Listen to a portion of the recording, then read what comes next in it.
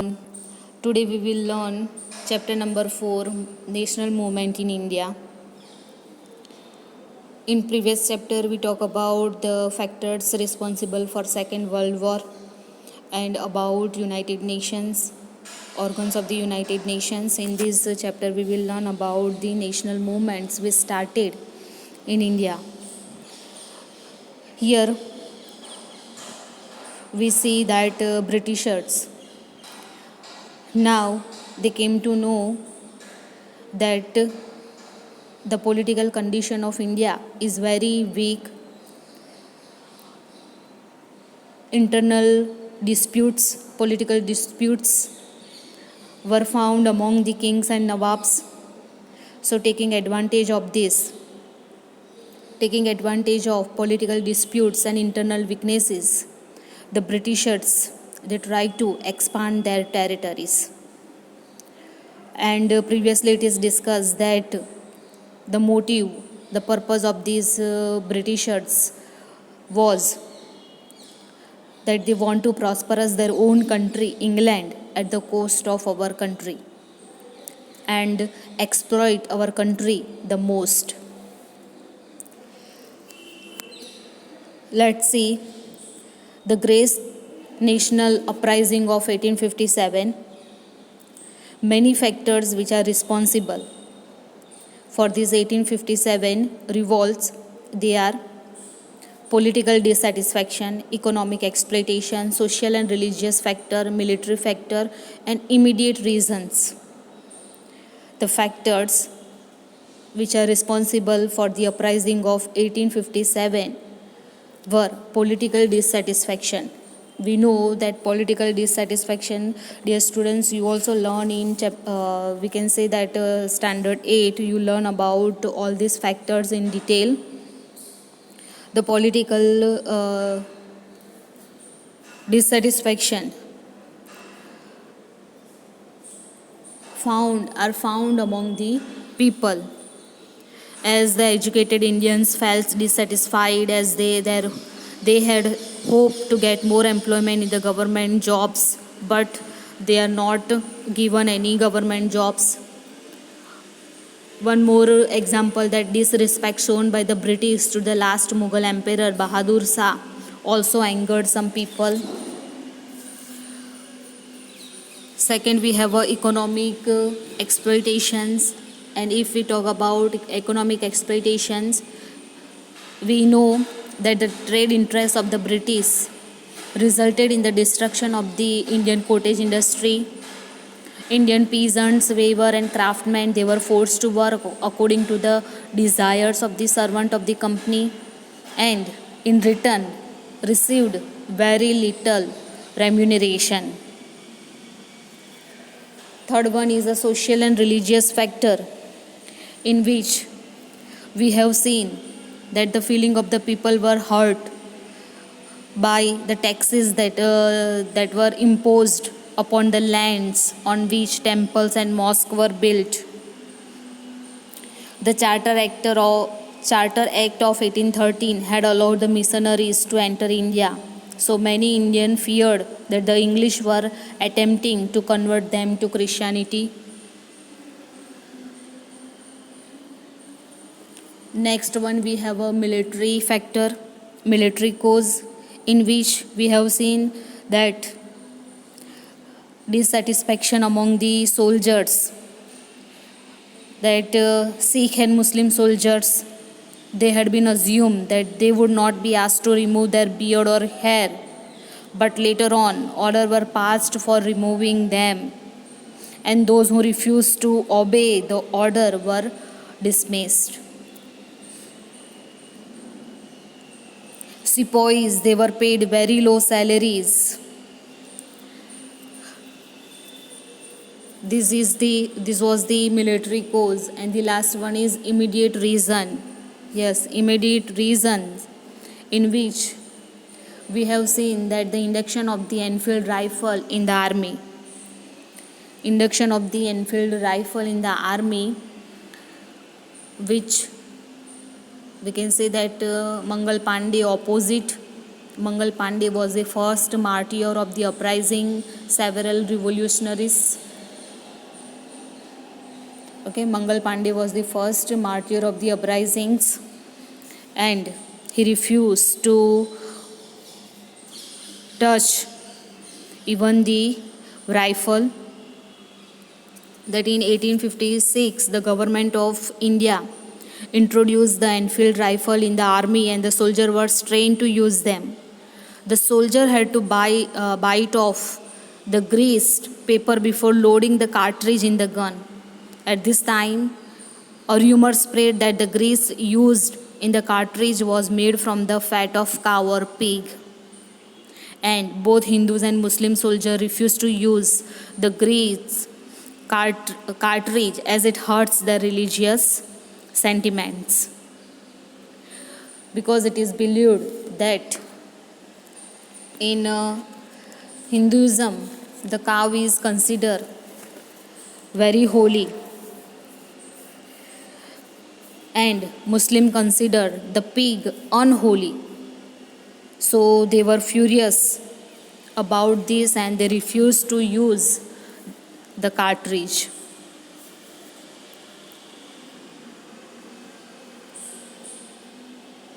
So this is the immediate cause, we can say that immediate cause, immediate reason. So this way, these factors, they are responsible for the uprising of the 1857 revolt. Then several revolutionaries like Nana Sahib, Tatya Tope, Raja Kubar Singh, Rani Lakshmibai, Bahadur Shah Jafar, etc. took part in it. The uprising of 1857 produced many effects, among which are the end of the company's rule in India and the rule of the British Crown, change in administrative, military, social, religious policies. The reason responsible for the failure of the 1857 uprising are the beginning of the uprising before the planned time, lack of central leadership, insufficient and unsophisticated weapons, importance of self-centered interest, then nationalism amongst revolutionary, lack of suitable and organized leadership, etc. So, dear students, we have talked about the factor which has caused the uprising of the 1857 revolt. Many more reasons they are responsible for the failure of the 1857 uprising. Okay, that the revolutionary, they started this or they took part in this uprising, but it was failed, and the reason behind it are the beginning of the uprising before the planned time. So the lack of planning, we can say that the primary cause of this failure of the revolt is the lack of planning and the absence of the central organization. The rebel lacked an ideology and program for the captured area. So no one at the time, we can say that was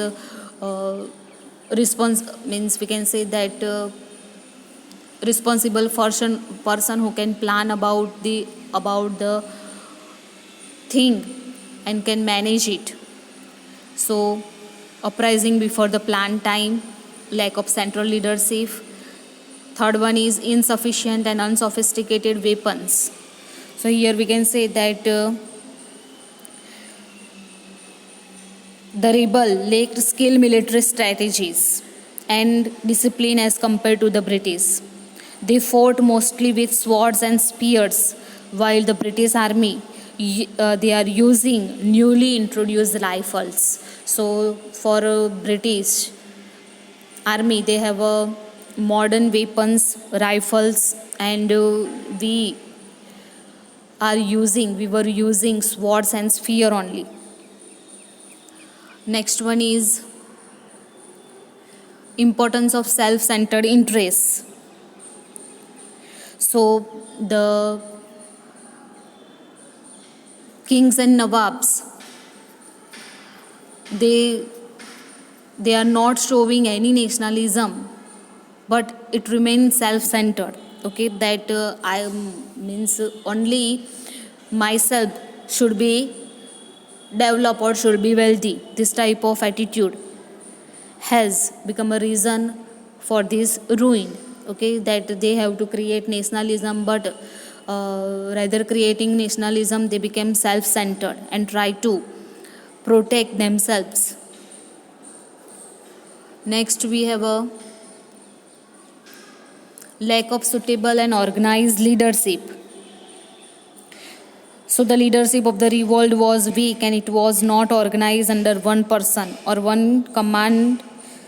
The leader of the revolt, like Emperor Bahadur Shah, Begum Hazrat Mahal, Nana Sahib and Tatya Tope, Rani Lakshmibai and others, neither planned nor coordinated with one another as one unit. So they neither that was planned or they were not coordinating one another. So these are the, we can say that the reasons which are responsible for the failure of this 1857 uprising. Here you can see the picture of the rifle, Nana Sahib, Tatya Tope, Mangal Pandey, Kunwar Singh, Bahadur Shah Jafar. Next we have a boycott and indigenous movement.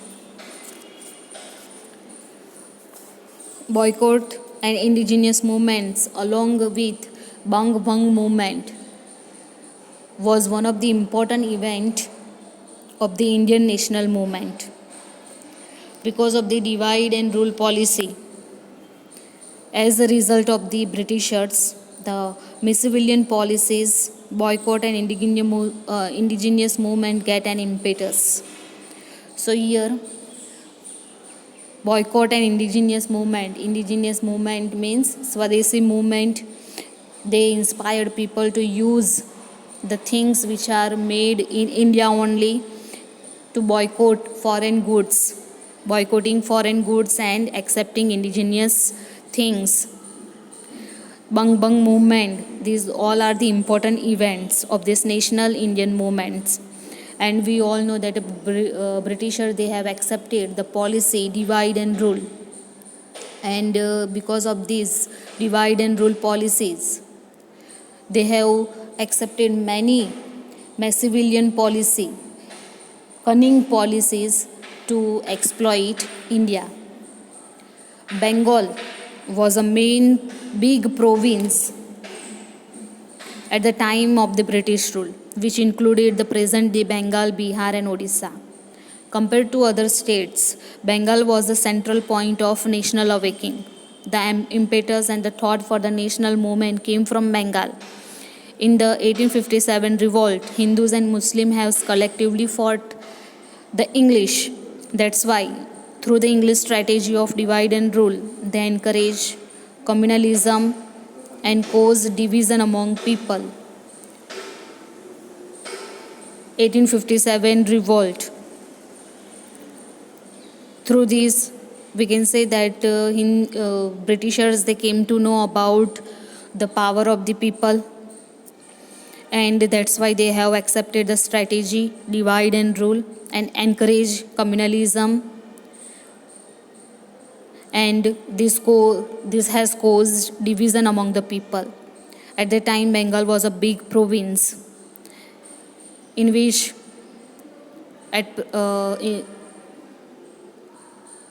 the present day Bengal, Bihar and Odisha were included at the time. So,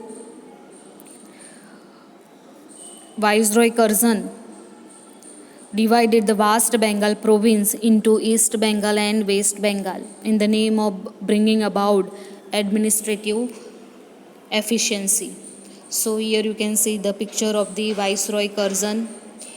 Viceroy Curzon, he has divided the whole Bengal province into East Bengal and West Bengal, and with the pretext of bringing about administrative efficiency.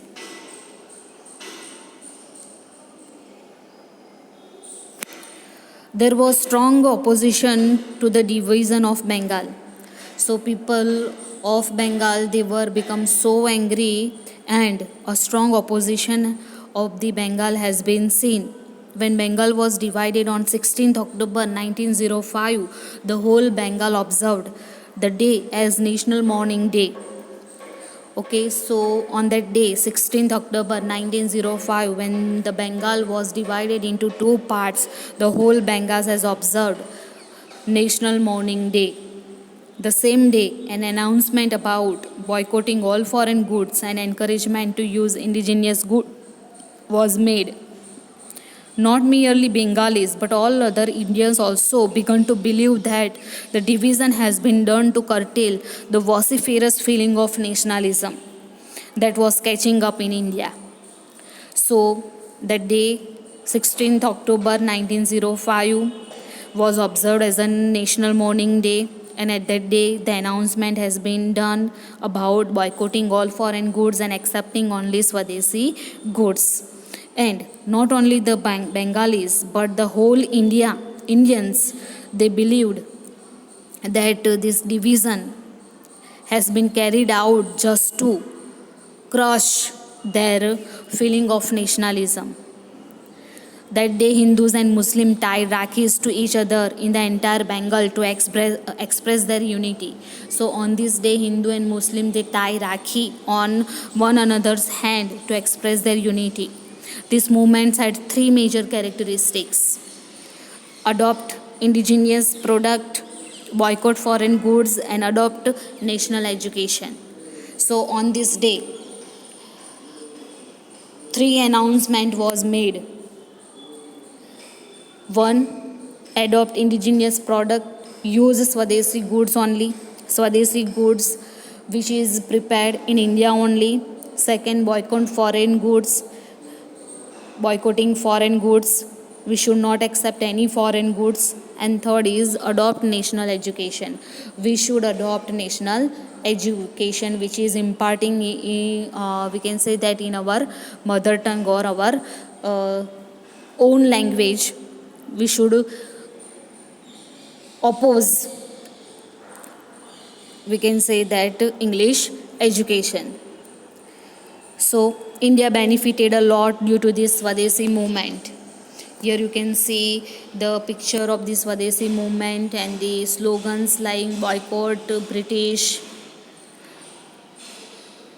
So India benefited a lot due to this Swadeshi movement, while the English industry was badly affected due to the boycott of foreign goods. Yes, so India benefited a lot because of this Swadeshi movements, because we know that people, they started using Swadeshi goods. So the more production has increased in India. English industry was badly affected by this because people has boycotted the foreign goods. They are not ready to accept use any of the foreign goods. So the cloth coming from Manchester stopped. So cloth coming from the Manchester, one of the city of England, has stopped. Sugar, shoes, cigarette, tobacco, etc. imported from England also reduce, and the sale of cloth made in India increase. So the things which are imported from England like sugar, shoes, cigarette, tobacco, they were reduced, and on the other hand, the sale of the cloth made in India was increased. Okay, that Gandhiji, they encourage people to use Swadeshi goods as only wear cotton clothes. Okay, because at the time we were very, India is very rich in cotton production, so he inspired to use cotton clothes. Okay, encourage people to use a spinning wheel like this, so that way the cloth in India has, the production of the cloth in India has increased. Factories for making indigenous goods were started. Now factories for making Swadeshi goods, they started in India. The effect of the movement was felt in other provinces of India like Punjab, Uttar Pradesh, Madhya Pradesh, Mumbai, Madras, etc. Bengal, beside Bengal. So in everywhere we can say that the movement started. Swadeshi movement was felt in Gujarat too. Swadeshi movement started in Gujarat also. The echo of this movement was also felt strongly in British Parliament, and just within 6 years, in 1911, the division of Bengal was scrapped after a rethinking by the Parliament. So, the echo of this movement was felt strongly in the British Parliament, and just within a 6 year of this division, the division of Bengal was scrapped after rethinking by the Parliament. This was a memorable victory by the Indians, a victory of the relentless united effort. This was a noteworthy victory of the new awakening against the English rule. So, dear students, here we can say that this was the memorable history by the Indians, victory by the Indians, and this was a noteworthy victory of new awakening against the English rule. Now, people they encourage to fight against the Britishers, that they got victory in this. Now they will be able. They were thinking that now they will be able to. They would be able to get victory over Britishers in all sphere. So they started this type of awakening movements and trying to get victory.